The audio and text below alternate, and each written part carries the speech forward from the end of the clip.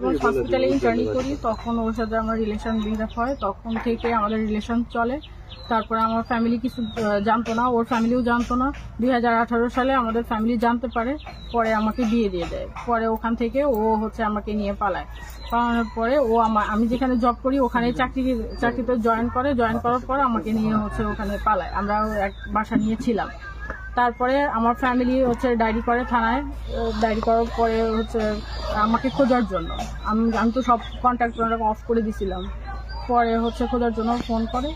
আমি ওর বাড়িতে আসে, ওর উজ্জ্বলের বাড়িতে আসছিল আমার বাবা মনে হয়, আমি জানতাম না। পরে এসে খোঁজ খবর নিচ্ছে, এখানে পায় নাই, ভাবছিল এখানে আসছি, কিন্তু এখানেও আসিনি, ঢাকায় ছিলাম আমরা।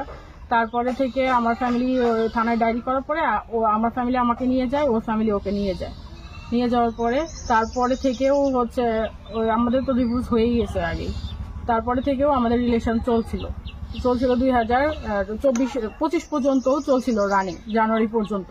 সে আমাকে আমার মায়ের সাথে গিয়ে, ওখানে আমার মা গেছিল ঢাকাতে বেড়াইতে, আমার মায়ের সাথে গিয়ে বলে আসছে যে আমাকে বিয়ে করবে। হ্যাঁ, ও আমার মায়ের সাথে কথা বলছে, তারপর আমার ফ্যামিলির সাথে কথা বলছে। আমার ভার্সিটি থেকে শুরু করে সবকিছু, আমি যত জায়গায় চাকরি করছি সব জায়গায় জানে যে ওর সাথে আমার সাথে রিলেশন আছে। তো এই রানিং চলাকালীন অবস্থায় হঠাৎ করে ফেব্রুয়ারি মাসে ও হঠাৎ করে জব থেকে চলে আসে। জব থেকে চলে আসার পরে সবাই খোঁজাখুঁজি করে, সবাই তো জানে যে আমার সাথে ওর সাথে রিলেশন আছে। তারপরে খোঁজাখুঁজির পরে যখন পায় নাই, কোনো রেসপন্স নাই, ও অফিসে না জানায় হঠাৎ করে এসে বিয়ে করে। আমিও জানি না, কেউ জানে না।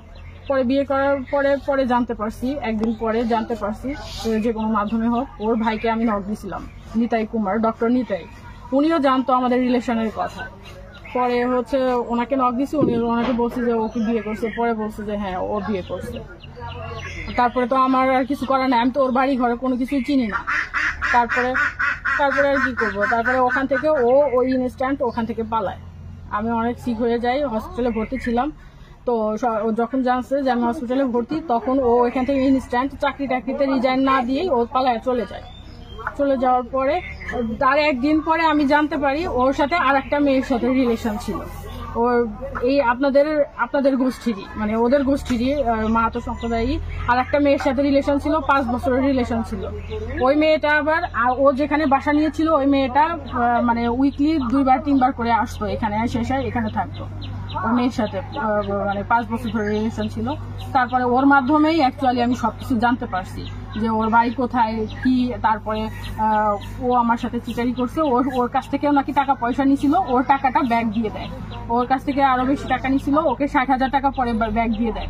কিন্তু আমার তো 2014 সাল থেকে ওকে আমি খরচ দিচ্ছি, ওকে অনার্স করেছি, মাস্টার্স করেছি, এমনকি ওর যে বাসায় জিনিসপত্র ছিল সব জিনিসপত্র আমি কিনে দিচ্ছি। তারপরে ও আমার সাথে না জানা হঠাৎ করে চিটারি করে চলে আসছে।